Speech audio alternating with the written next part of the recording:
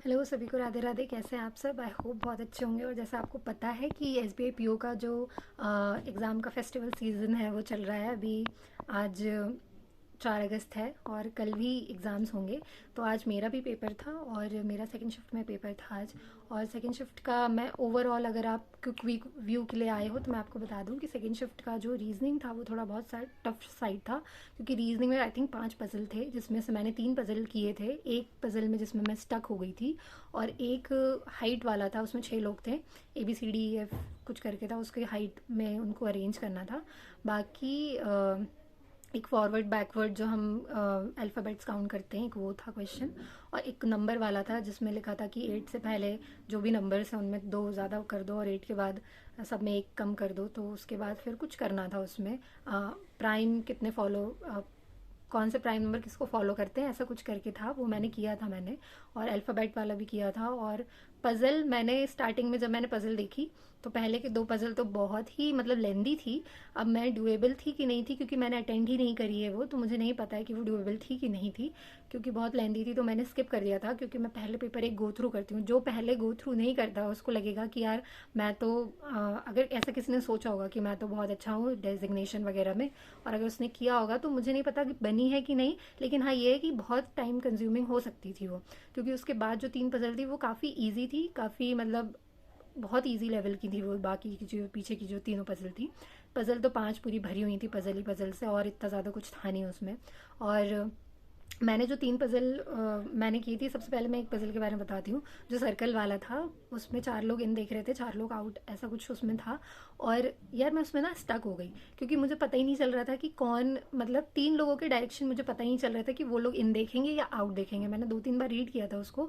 हो सकता है मैंने एक और पॉसिबिलिटी नहीं बनाई थी उसमें, वही जो मैंने बनाया था वही में मुझे लग रहा था कि ये सब लोग तो ठीक बैठ गए हैं। और वो मेरी लास्ट पज़ल भी थी, और टाइम प्रेशर भी इतना था ना कि मुझे समझ ही नहीं आ रहा था कि इनकी सिटिंग है कैसी। मतलब मैंने बना लिया था उनको, लेकिन मुझे समझ नहीं आ रहा था इनका फेस किस साइड है। तो 3 लोगों की फेस मुझे सिटिंग नहीं आ रही थी फेस, तो जिनका मेरे को कंफर्म था कि हाँ ये तो इधर ही बैठेंगे, इनका कुछ भी कर लो, इनका तो डायरेक्शन और पोजीशन सेम है। तो वैसे 2 क्वेश्चन मेरे फंस गए थे, तो मैंने उन दोनों को कंप्लीट कर लिया था। बाकी तो डायरेक्शन की वजह से, 3 जो लोगों की डायरेक्शन नहीं थी उसकी वजह से मैं नहीं कर पाई उसको। बाकी जो 2 पज़ल थी जो मैंने करी थी, और उसमें था एक 10 लोग बैठे थे, जिसमें वो एक के बाद एक कुछ ना कुछ खरीदते थे, सीक्वेंस में 10 लोग बैठे थे, 3-4 पॉसिबिलिटी उसकी बन रही थी, फिर मेरी बन गई थी वो। और उसमें एक और लोग थे, 8 लोग था, उसमें भी कुछ पॉसिबिलिटी थी, मुझे एग्जैक्ट याद नहीं आ रहा कि वो किस चीज़ की पॉसिबिलिटी थी।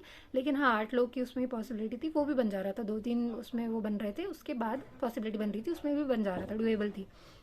बाकी जो 2 पज़ल थी, एक डेजिग्नेशन बेस्ड थी, और एक में शायद उन लोग को ना प्रेशियस स्टोन कुछ पसंद है, ऐसा कुछ करके थी। मैंने रीड बस ऊपर से गो थ्रू किया था मैंने, तो वैसा था, मैंने उसको अटेम्प्ट नहीं की, तो वो दोनों मैंने छोड़ दी थी, काफ़ी लेंदी थी वो। और मैं बात करूँ अगर मैथ्स की, तो मैथ्स मुझे लगता है बहुत अच्छा आया था। हाँ, रीजनिंग में मैंने 18 अटेम्प्ट किए हैं। और अगर कोई बहुत अच्छा है, जैसे कि अगर जिसकी वो पज़ल भी बन गई होगी 3, तो आई थिंक ईजीली आप 21 to 23 आप अटेम्प्ट कर सकते हो ईजीली। मतलब ईजी साइड पे अगर हम देखें तो आप 22 to 23 कर सकते हो।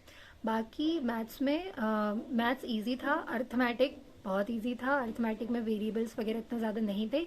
1-2 क्वेश्चन था जिसमें बहुत घुमाव थे, जिसमें 120 फल वो जनवरी फरवरी में बेच रहा था, ऐसा कुछ था। वो 1-2 क्वेश्चन थे अर्थमेटिक के जो थोड़े घुमाव थे, उसमें टाइम वेस्ट हो रहा था, और मेरा उसी वजह से टाइम वेस्ट भी गया है, कि मुझे लगा ये डुएबल है, डुएबल तो कर लेंगे ऐसा करके।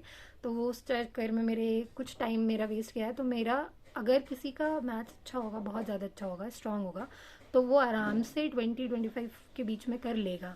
लेकिन मेरा इतना अच्छा मैथ्स नहीं है, तो मैं 16 ही कर पाई, और मैं 1-2 जगह स्टक हो गई थी। एक तो जो डायग्राम, एक दो दो DI आई थी, उसमें से पहला बार ग्राफ पे था। बार ग्राफ था, उसमें बॉयज़ और गर्ल्स का दिया हुआ था।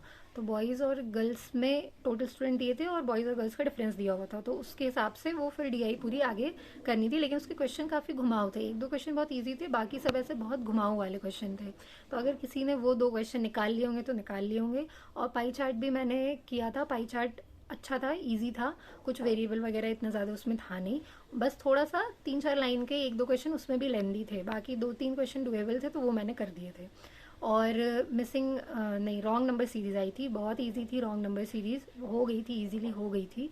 और बाकी मुझे एज कुछ याद नहीं आ रहा कि मैथ्स में क्या है, क्योंकि मैंने जितना अटैम्प्ट किया था उतना मैंने आपको बता दिया। तो मैथ्स में हाँ मेरे 16 अटैम्प्ट हुए हैं। और बात करें इंग्लिश की, इंग्लिश मुझे थोड़ा सा ठीक, मतलब ठीक से बीच में लगा, मतलब इजी टू मॉडरेट, मतलब मीडियम टू मॉडरेट ऐसा लगा मुझे। ज़्यादा, बहुत ज़्यादा इजी भी नहीं था, बहुत ज़्यादा टफ भी नहीं था। कुछ कुछ चीज़ें बहुत कंफ्यूजिंग थी और कुछ कुछ चीज़ें बहुत इजी थी। जैसे कि अगर मैंने पैसेज पढ़ा नहीं है, पैसेज में 3-4 क्वेश्चन ऐसे ही बिना पैसेज पढ़े ही डुएबल थे वो क्वेश्चन, क्योंकि उसमें सिनोनिम्स, एंटोनिम्स ऐसा ऐसा कुछ कुछ पूछा था और एक फिलअप ब्लैंक था। तो वो मैंने कर लिया था, मुझे याद भी नहीं कि फिल इन द ब्लैंक्स वगैरह में क्या था क्या नहीं। और क्लोज टेस्ट मुझे थोड़ा सा ना, मतलब अब इतना ज़्यादा, मतलब म्यूज़िक और पॉप कल्चर इतना ज़्यादा मुझे पता नहीं है उसके बारे में, तो मुझे वो थोड़ा सा ना, जो क्लोज टेस्ट था ना, वो थोड़ा सा अजीब लग रहा था। मतलब मेरे से बन नहीं रहा था कि क्या हो रहा था। एक तो बी क्वेश्चन था उसमें, मतलब मुझे स्टार्टिंग में 2-3 लाइन मुझे समझ नहीं आ रही थी। हो सकता है मैं जल्दी जल्दी में पढ़ रही हूँ तो हो जाता है कभी कभी, लेकिन हाँ वो भी इजीली डुएबल था। 1-2 क्वेश्चन उसमें थोड़े से कंफ्यूजिंग हो सकते हैं, बाकी वो भी डुएबल थी। पैसेज मैंने पूरा पढ़ा नहीं, 3-4 क्वेश्चन मैंने निकाल लिए थे उसमें से, तो मैंने टाइम आउट हो गया था मेरा, तो मैं पढ़ा नहीं। और सेंटेंस रीअरेंजमेंट था वो कर लिया था मैंने। पैराजम्बल था वो भी कर लिया था मैंने। पैराजम्बल मेरा इतना अच्छा नहीं है, लेकिन फिर भी वो डुएबल लग रहा था, बहुत इजी था। अल्जाइमर कोई डिजीज़ पे कुछ कुछ ऐसा रिलेटेड था वो किसी चीज़ से, तो उस पर था, रिसर्च विसर्च से भी रिलेटेड था वो कुछ, तो वो ईजी था, वो मैंने कर लिया था। मैंने DAC से शुरू किया था उसको। अब मुझे नहीं पता वो पैराजम्बल ठीक है कि नहीं है, बट मुझे जहाँ तक मेरे को लग रहा है तो वो ठीक ही था। और वर्ड स्वैप आया था, वर्ड स्वैप भी इजी था, इजीली मिल जा रहा था।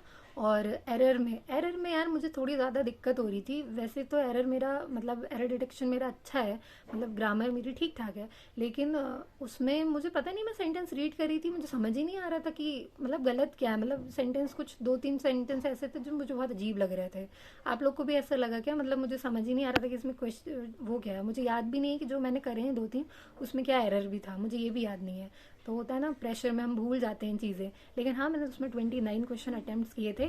ओवरऑल मीडियम टू थोड़ा सा मॉडरेट बोलेंगे इंग्लिश को। रीजनिंग तो वॉज बिट टफ, क्योंकि पूरा पेपर अगर हम एनालाइज कर लें तो बहुत, रीजनिंग तो काफ़ी ज़्यादा टफ था। अगर जो पहले 2 पजल वगैरह में स्टक हो गया वो स्टक हो गया वो ऐसा हो गया होगा। बाकी जो पीछे आ गया होगा, नीचे आ गया होगा, जिसको पेपर एनालाइज करके फिर करने की आदत होगी, तो वो कर कर लेगा नीचे वाले। और मैथ्स की बात करूं तो मैथ्स में ऐसा था कि चीज़ें मतलब ठीक थी। मतलब जैसा PO का पेपर हम देखते हैं ना कि बहुत ज़्यादा वेरिएबल्स वगैरह आ रहे हैं, वैसा कुछ नहीं था। अगर कोई बहुत कैलकुलेशन वगैरह में बहुत स्पीड में है तो वो कर लेगा, 20, 22, 25 ऐसे कर लेगा क्वेश्चन आराम से। तो ओवरऑल मेरे 63 अटैम्प्ट्स हुए हैं। देखते हैं अब रिजल्ट, तो मुझे लग रहा है 60 के अब ही हाई कट ऑफ ही जाएगा ऑब्वियसली, क्योंकि वैकेंसी बहुत कम है, कंपटीशन बहुत ज़्यादा है। पेपर अभी तक तो दोनों आई थिंक ठीक ही आए हैं, दोनों शिफ्ट के। और नॉर्मलाइजेशन भी हो सकता है अगर कोई शिफ्ट टफ आ जाती तो। बाकी आप लोग बताइएगा आपका पेपर आज था या कल था, कौन सी शिफ्ट में था और आपने कितने अटेम्प्ट किए हैं। बाकी मिलते हैं, तब तक के लिए राधे राधे।